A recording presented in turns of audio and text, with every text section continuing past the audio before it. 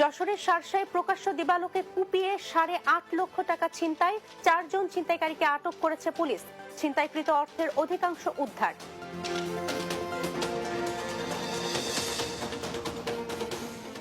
বিরতির পর দেশ বাংলায় স্বাগত আরো একবার।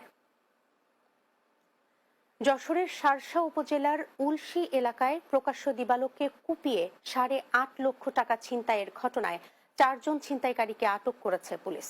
এ সময় ছিনতাইকৃত 8.5 লক্ষ টাকার মধ্যে 8,03,000 টাকা উদ্ধার করে পুলিশ।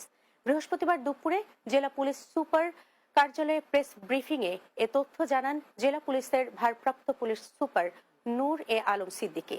গ্রেপ্তারকৃতরা হলো যশোরের ঝিকরগাছা উপজেলার কলাগাছি গ্রামের জয়নাল আবেদিনের ছেলে হৃদয় হোসেন ফরহাদ ও একই গ্রামের মৃত শামসুর রহমানের ছেলে তরিকুল ইসলাম, চান্দিরপুল গ্রামের রবিউল ইসলামের ছেলে ফয়সাল এবং শার্শা উপজেলার ইসলামপুর গ্রামের বিল্লাল হোসেনের ছেলে রাব্বি।